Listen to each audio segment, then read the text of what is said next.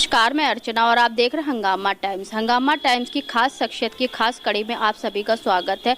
जिस तरह से हंगामा टाइम्स हर वर्ष कुछ नया करता है, वैसे ही नया साल यानी कि 2025 भी आने वाला है और उसको लेकर के लखनऊ की खास शख्सियतों से खास बातचीत कर रहे हैं। तो आज इसी कड़ी में हमारे साथ में आचार्य डॉक्टर रूपचंद दीपक जी हैं, तो उनसे बात करेंगे जिस तरह से वो आर्य समाज में यज्ञ की पद्धति को लेकर, वेदों के ज्ञान को लेकर लोगों को जागरूक करते हैं।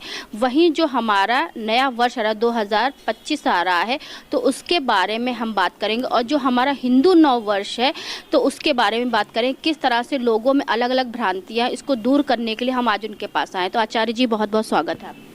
धन्यवाद। ये जो नव वर्ष कहलाता है, वास्तव में तो पृथ्वी सूर्य के चारों ओर घूमती है और घूमती चली आ रही है। इसके घूमने में, एक चक्कर लगाने में 1 वर्ष का समय लगता है। तो जब इसका चक्र पूरा होता है तब अगला चक्र अगला वर्ष कहलाता है।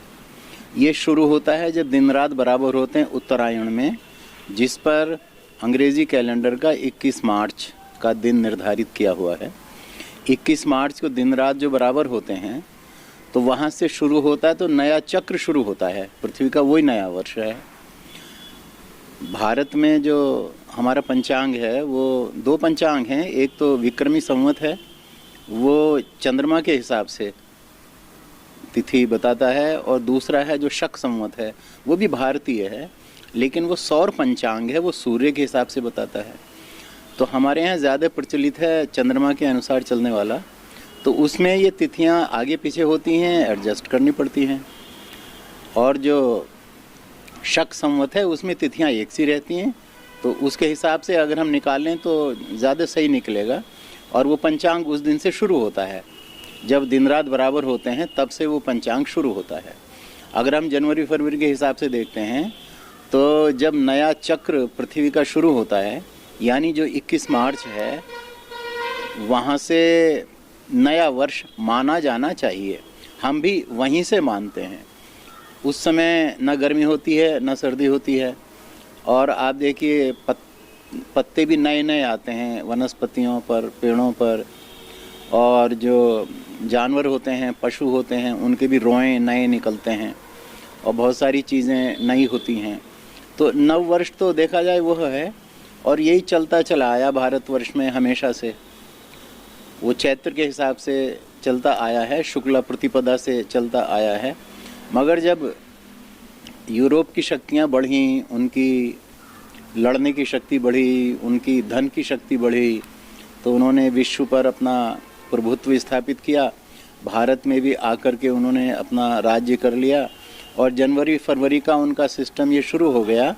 तो उन्होंने इसको नव वर्ष के प्रोग्राम को अप्रैल से करना शुरू कर दिया, और 1 अप्रैल से नया वर्ष माना जाता था। जो वित्तीय व्यवस्था है उसमें 1 अप्रैल से नया वर्ष, नया सत्र माना जाता था। जो शिक्षा का सत्र चलता था वो भी उसी समय से, उसके कुछ बाद से, आसपास से चलना शुरू हुआ, और वहाँ पे बहुत लंबे समय तक 1 अप्रैल से नया वर्ष मनाया जाता रहा, और इसमें कोई बाधा नहीं थी। लेकिन जो यूरोप की संस्कृति है वो ईसा मसीह जी की संस्कृति है। वहाँ पे ईसा मसीह को सर्वोपरि रखा जाता है, और उनका जन्म माना जाता है 25 दिसंबर के आसपास का। तो अपनी संस्कृति को और विश्व में जो उन्होंने अपना प्रभुत्व स्थापित किया, इसके प्रमाण के रूप में उन्होंने नव वर्ष को भी तभी से शुरू करवा लिया। यानी 25 दिसंबर के आसपास जो पहली तारीख पड़ती है, यानी जनवरी, 1 जनवरी से शुरू करा लिया। ये फ्रांस में शुरू हुआ, और बहुत पुरानी बात नहीं, अभी सन 1782 की बात है। अभी तो 400 वर्ष भी पूरे नहीं हुए। 2000 ये चल रहा है, 24 चल रहा है, तो 300 वर्ष भी पूरे नहीं हुए। तो 1782 नहीं, 1582 था, 1582। तो आप 500 वर्ष मान सकते हैं। वहाँ पे ये घोषित किया गया कि भाई अब नया वर्ष माना जाए 1 जनवरी से। तो लोगों ने माना नहीं, विद्वानों ने माना नहीं। जब राजशक्ति ने देखा कि ये तो मान नहीं रहे हैं, तो उन्होंने फिर एक चाल चली और ये कहा कि जो 1 अप्रैल से नया वर्ष मानता रहेगा उसको हम मूर्ख कहेंगे, फूल कहेंगे। और इसका इतना प्रचार किया, फूल कहेंगे, कहा भी फूल, अप्रैल फूल। तो फिर चूंकि ये एक गाली की तरह था, लोगों ने इससे बचने के लिए फिर ये बात मान ली, और मानने में धीरे धीरे आगे बढ़े, तो फिर 1 जनवरी से नया वर्ष हो गया। नहीं तो 1 जनवरी में कोई नयापन तो है नहीं। नव वर्ष वो है जिसमें नयापन हो, फसल नहीं हो, ऋतु नहीं हो, और सबसे ऊपर तो बात यह है कि पृथ्वी का जो चक्र है वो नया हो।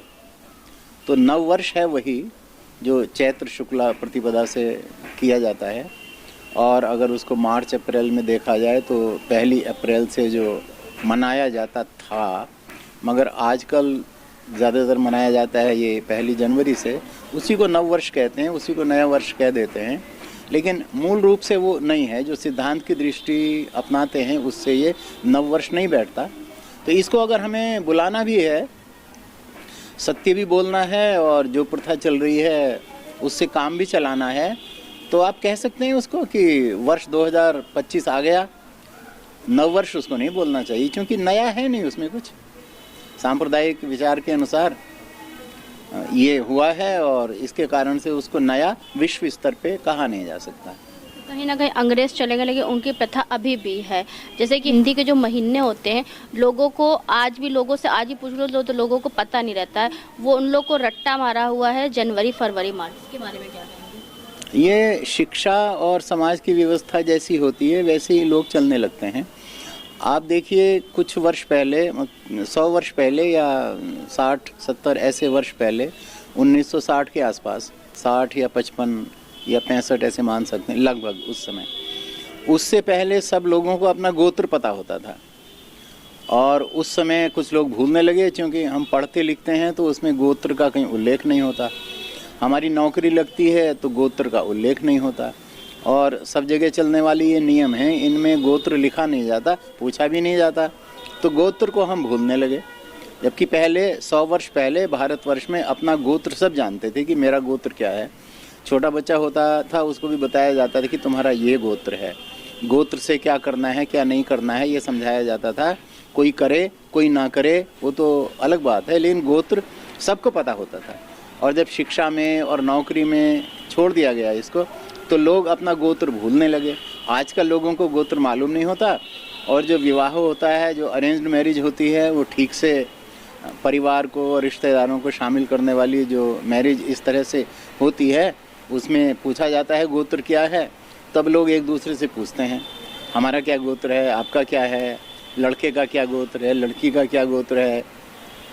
जिसको याद नहीं आता तो कई जगह ये प्रथा चल रही है, भैया गोत्र याद जिसको ना हो वो अपना कश्यप बता दे।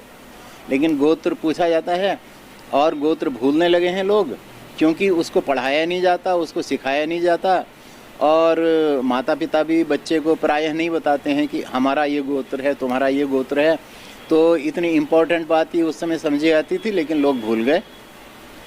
तो ऐसे ही ये वर्ष है, बहुत वर्षों तक चलता रहा, चैत्र वैशाख के हिसाब से चलता रहा। और जब चैत्र वैशाख को हमने भुला दिया अपनी शिक्षा पद्धति से और अपने व्यवसाय से, नौकरी से, बिजनेस से, तो चैत्र वैशाख को लोग भूलने लगे। फिर जनवरी फरवरी के महीने आ गए, अब उन्हीं के हिसाब से चलता है। तो प्रयोग ऐसा कर दिया, व्यवहार ऐसा कर दिया, तो जनवरी फरवरी के हिसाब से चलता है। चैत्र वैशाख को कम समझते हैं लोग। कभी किसी को आवश्यकता पड़ती है तो वो पूछता है, अरे आज 16 अप्रैल है, जरा बताओ तो हिंदी का महीना कौन सा है। तो भूलने लगे हैं लोग, और चीज़ भी भूलने लगे हैं, और जिस चीज़ का प्रचलन होने लगता है लोग उसी को याद रखते हैं और याद रखते रहते हैं। तो जनवरी फरवरी का प्रचलन है, और जो सन जोड़ा जाता है, नया मिलाया जाता है, वो 1 जनवरी से किया जाता है। तो सबके संस्कारों में ये बैठ गया है कि नया वर्ष हमारा यही है जो अब 2025 आने वाला है, और ये 1 जनवरी से शुरू होता है। लेकिन ये तो 500 वर्ष पुरानी बात है। केवल पूर्व में तो वही चैत्र वैशाख था, वो सब जगह वही माना जाता था। क्योंकि इस समय जो है लोगों को ना हिंदी का ज्ञान है, ना हिंदी की गिनतियों का ज्ञान है, ना हिंदी के महीनों का ज्ञान है। तो किस तरह से, जैसे आर्य समाज से आप काफ़ी दिनों से जुड़े हुए हैं, तो किस तरह से जो नई पीढ़ियां आ रही हैं तो उनमें किस तरह से जागरूकता लेकर? ये जिस चीज़ को समाज में माना जाता है और जिस चीज़ का पालन किया जाता है, पढ़ने पढ़ाने में जिन विषयों को लिया जाता है, वही मनुष्य के सामने रहते हैं और ये बदलता रहता है, ये विषय बदलता रहता है। आप देखिए, स्वतंत्रता प्राप्ति जब भारतवर्ष ने की तो उसके पहले अंग्रेज़ी का प्रचलन काफ़ी ज़्यादा था और उर्दू का भी था। उर्दू, फ़ारसी, अरबी वगैरह। मुस्लिम पीरियड रहा तो उसमें अरबी फ़ारसी में काम होता था, तो जो कागज़ात बनाए जाते थे, प्रमाण पत्र बनाए जाते थे, वो अरबी फ़ारसी में बनाए जाते थे और अरबी का काफ़ी प्रयोग, फ़ारसी का काफ़ी प्रयोग, इन्हीं को मिला करके और हिंदी को मिला करके उर्दू बनाई गई। तो उर्दू का प्रयोग काफ़ी होता था। आज से 150 वर्ष पहले, 200 वर्ष पहले आप देखिए तो उर्दू का प्रयोग होता था। और हमारी जो पीढ़ी है, तो हमारे दादा दादी जो थे वो तो उर्दू में ही सारा काम करते थे, लिखते थे तो उर्दू लिखते थे, क्योंकि उर्दू प्रशासन में चलती थी और विद्यालय में पढ़ाई लिखाई में चलती थी, व्यवहार में चलती थी। और उसके बाद देखिए अंग्रेज़ी आ गई और अंग्रेज़ चले गए, उर्दू की व्यवस्था ये चली गई। अब हिंदी आई तो अब हिंदी का प्रयोग बढ़ रहा है। आप विधानसभा में देखिए तो वहाँ हिंदी बोली जाती है, हिंदी लिखी जाती है, हिंदी में प्रश्नोत्तर होते हैं, हिंदी में भाषण दिए जाते हैं। अगर किसी और भाषा में कोई बोलना चाहे तो बोल तो सकता है, लेकिन उसका हिंदी अनुवाद प्रस्तुत करना पड़ता है। तो उसकी वजह से भी हिंदी को काफ़ी प्रश्रय मिला है और हिंदी अब बढ़ी है, धीरे धीरे बढ़ रही है। तो कभी कोई और भाषा थी, फिर अरबी, फ़ारसी, उर्दू आई, अंग्रेज़ी आई, अब हिंदी आई है, हिंदी बढ़ रही है। संस्कृत पहले बहुत थी, घटने लगी, अब फिर बढ़ने पे आई है। तो ये समाज में बदलती रहती है व्यवस्था, कभी कोई भाषा है और कभी कोई भाषा है।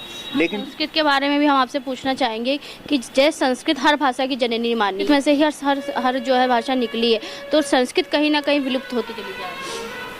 हाँ, जैसे प्राचीन काल में संस्कृत भाषा ही थी, सब जगह संस्कृत बोला जाता था और लिखना, बोलना, भाषण देना वो सब संस्कृत में ही थे। आप अपने पुराने ग्रंथों को देख लीजिए, ग्रंथ हमारे हज़ारों मिलेंगे। वेद तो खैर हैं ही, उसके अलावा 6 दर्शन हैं, उपनिषद हैं और पुराण भी भारत में प्रचलित हैं और वो संस्कृत में ही लिखे गए हैं। और इतिहास के ग्रंथ हैं, रामायण, महाभारत, वो संस्कृत में लिखे गए हैं। आचार्य चाणक्य हुए, उन्होंने अपने ग्रंथ लिखे, संस्कृत में लिखे। विदुर जी ने जो कहा वो संस्कृत में लिखा हुआ है। और संस्कृत ही संस्कृत सब जगह थी। जो आयुर्वेद के ग्रंथ हैं वो संस्कृत में लिखे हुए हैं, ज्योतिष के ग्रंथ हैं वो संस्कृत में लिखे हुए हैं, पंचतंत्र है वो संस्कृत में है। तो इतिहास देखें आप, साहित्य देखें, गद्य और पद्य का इतना बड़ा साहित्य आप देखें तो वो संस्कृत में ही मिलेगा। जब तक चलती रही तो संस्कृत चलती रही और फिर धीरे धीरे समय पलटा, क्योंकि समय बदलता है, फिर दूसरी भाषाएं आईं। तो जो ये प्रश्न है कि संस्कृत से निकली हैं, तो पहले चूंकि भाषा थी ही संस्कृत, तो उसी से धीरे धीरे दूसरी भाषाओं ने, प्रांतीय भाषाओं ने उभरना शुरू किया, उनका उद्भव हुआ। तो संस्कृत से ही धीरे धीरे हुआ है। जैसे पिता शब्द है वो संस्कृत का है, तो पापा कोई बोलता है और डैडी क्या बोलते हैं, वो तो पितर से, पिता से पितर बना, पितर बना, पितर बना, पेटर बना, पीटर बना। और पिता तो देखा जाए तो संस्कृत का ही है, लेकिन उसी से बनते चले गए और फैलते चले गए। धीरे धीरे थोड़ा थोड़ा परिवर्तन करके सारी भाषाएं बन गई हैं। तो संस्कृत से तो निकली ही हैं और संस्कृत घट गई थी। पहले तो संस्कृत ही संस्कृत पढ़ाई जाती थी और ये बाहर के आक्रमणकारी आए, अरब से आए और यूरोप से आए, तो इन्होंने अपनी भाषा को बढ़ावा दिया और संस्कृत को दबाया। और जब ये चले गए, भारत का अपना शासन हुआ, तो संस्कृत फिर उभरी है। अब आधुनिक युग में जिस भाषा की आवश्यकता होती है उस भाषा का प्रयोग किया जाता है। दूसरे देशों को देखते हैं तो वहाँ अंग्रेज़ी भी है, तो भारत में अंग्रेज़ी भी बढ़ रही है और संस्कृत भी बढ़ रही है। आप देखेंगे, क्योंकि कंप्यूटर के हिसाब से संस्कृत भाषा ऐसी है जो सर्वश्रेष्ठ मानी जाती है। इसमें जो लिखा जाता है, जो बोला जाता है, वो एक समान होते हैं। ऐसे नहीं कि लिखने में कुछ और है और बोलने में पढ़ने में कुछ और है। अब जैसे फादर शब्द है तो फादर में एफ करके तो कुछ बोला नहीं जाता, फ बोला जाता है। और TH है तो न टी की ट आवाज़ निकलती है, न H की ह आवाज़ निकलती है, वो तो द बन जाता है। मैं भाषा का मजाक नहीं उड़ा रहा, लेकिन यह है कि उसमें कोई शब्द है और उस शब्द को बनाया गया और उसका एक अर्थ निर्धारित किया गया कि इस अर्थ में इस शब्द का प्रयोग किया जाएगा। जबकि संस्कृत में ऐसा है कि जो शब्द है उसका अर्थ उसी में छिपा होता है। जैसे श्रद्धा शब्द है तो श्रद्धा शब्द संस्कृत का है और ये बना है श्रत से बना है। श्रत माने सत्य और इसमें धा जोड़ा गया है, तो धा का मतलब धारण करना, तो सत्य को धारण करना यानी सत्य को जानने के बाद उस पर दृढ़ होना, ये श्रद्धा कहलाती है। तो इसका अर्थ आप कुछ और नहीं बना सकते, कल्पना नहीं कर सकते, इसके अंदर ही शब्द है। अब जैसे ये कहा जाता है कि गॉड शब्द है तो इसमें भी जी से और ओ से और डी से ऐसे ही है संस्कृत के हिसाब से। जी जो जनरेटर है जनरेट करता है, ओ जो ऑपरेटर है ऑपरेट करता है, और डी जो डेस्ट्रॉयर है डेस्ट्रक्ट करता है। तो जी ओ डी गॉड भी ऐसे ही बना है, वो है नहीं ऐसा। वो संस्कृत के यानी अनुगमन में यानी संस्कृत की नकल करते ही उन्होंने बता दिया है। अगर ऐसा होता है तो जी से ओ से और डी से मिलने पर तो डॉग भी बनता है, तो डॉग का भी फिर वही अर्थ होना चाहिए ना कि डेस्ट्रॉयर ऑपरेटर और जनरेटर, मगर ऐसा है नहीं। ये मैं व्यंग के लिए नहीं कह रहा है, लेकिन दो शब्द हैं उनमें अक्षर तो यही हैं, जी है डी भी है, वो भी आगे पीछे हैं ये, तो इनका एक ही अर्थ होना चाहिए ना, जबकि है नहीं। तो वो संस्कृत को देखते हुए, संस्कृत में चूंकि ऐसा होता है तो अंग्रेज़ी ने कहा कि भाई हमारे यहाँ भी ऐसा होता है, मगर होता नहीं। संस्कृत में ऐसा है कि जो अक्षर है उसी में उसका अर्थ छिपा होता है, इसलिए ये साइंटिफिक भाषा है। और एक शब्द को सिद्ध करने में बहुत सारे सूत्र लगते हैं, 15, 20, 25, 30, 60, 70 इतने सूत्र लगा के कि इससे ये बना और इससे ये बना, तब कोई संस्कृत का शब्द बनता है और फिर उसको आप बदल नहीं सकते, क्योंकि वो सिद्ध है और प्रमाणित है, तो उसको बदलने का अधिकार फिर आपको नहीं है। और उसका प्रयोग भी वैसा ही आप करेंगे जैसा कि उसका अर्थ है। तो इतनी साइंटिफिक भाषा कोई और है नहीं, इसलिए संस्कृत सर्वश्रेष्ठ है। और बीच काल में चूँकि हम दब गए थे, युद्ध में हम दब गए, अरब वालों ने हमें दबा लिया और यूरोप वालों ने हमें दबा लिया, और जो दबा हुआ व्यक्ति होता है वो उभरने वाले की या विजेता की बात मान लेता है। तो हम उनकी बात को मानते चले गए, दबते चले गए, फिर धीरे धीरे हमने अपनी स्वतंत्रता ली, स्वतंत्र विचार बढ़ा, हम सोचते चले गए, तो हमने देखा हमारी तो पुरानी बातें बहुत ही श्रेष्ठ थीं। तो फिर वो आने लगा। देखिए संस्कृत अब बढ़ रही है, आयुर्वेद अब बढ़ रहा है, और भारत की जो वेशभूषा है वो भी आप बढ़े। आप विधानसभा में लोकसभा में देखिए तो लोग जो अपना परिधान रखते हैं, ऐसे बहुत से लोग हैं जो पैंट शर्ट और सूट पहनते हैं, लेकिन जब विधानसभा में और लोकसभा में आते हैं तो कुर्ते पाजामे में या कुर्ता धोती में ऐसे आते हैं। तो ये चूँकि भारतीय है, उन्हें थोड़ा थोड़ा गर्व होने लगा है अपनी वेशभूषा पर, परिधान पर, तो वो चीज़ें फिर बढ़ रही हैं, धीरे धीरे आगे और बढ़ेंगी, संस्कृत और बढ़ेगी। तो सर जो दर्शक आपको देख रहे हैं तो उनसे क्या कहना चाहें, किस तरह से अपनी संस्कृति और सभ्यता और अपना जो प्राचीन काल में जो अपना ज्ञान था उसको किस तरह से संभाल के रखें? देखिए हमारी जो एक संस्कृति कहलाती है कि भारत देश है तो भारत की अपनी संस्कृति होनी चाहिए, भारत का अपना नाम, भारत की अपनी भाषा होनी चाहिए, सबकी होती है।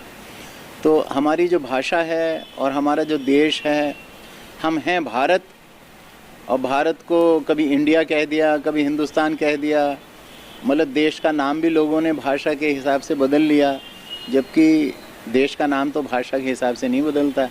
तो हम थोड़ा विचार करें कि हमारे देश का नाम है भारत, तो भारत पुकारें हम, संस्कृत में लिखें तो भारतम लिखें, हिंदी में लिखें तो भारत लिखें, भारतवर्ष लिखें, अंग्रेज़ी में भी लिखें तो भारत लिखें, BHARAT ऐसे करके लिखें, अपने देश का नाम सही लिखें, अपनी भाषा को हम समझें। जो भी भाषा हम बोलते हैं उसके मूल में आप जाइए तो आप ये पाएंगे कि संस्कृत से निकली है, और संस्कृत इतनी पूर्ण भाषा है कि कंप्यूटर ने कहा है कि कंप्यूटर के हिसाब से और साइंस के हिसाब से नासा ने भी कहा है कि इन हिसाबों से सबसे अच्छी भाषा संस्कृत ठहरती है। संस्कृत निश्चित है, उसका अर्थ निश्चित है और इधर उधर फिर आप कल्पना नहीं कर सकते हैं। और उसका स्कोप भी इतना ज़्यादा है कि बहुत सारे शब्द बनते हैं। जितने शब्द संस्कृत भाषा में हैं उतने किसी और में नहीं हैं। करोड़ों अरबों शब्द हैं संस्कृत भाषा में, दूसरी भाषाएं तो बहुत कम हैं उसके हिसाब से। तो हमें अपने होराइजन्स बढ़ाने हैं, अपना आयाम बढ़ाना है, क्षेत्र बढ़ाने हैं, तो हमें सर्वश्रेष्ठ चीज़ लेनी चाहिए और जो अपनी चीज़ है वो लेनी चाहिए। तो हमारी तो संस्कृत ही है। और संस्कृत भाषा जो है ये नाम नहीं है, नाम तो देववाणी है।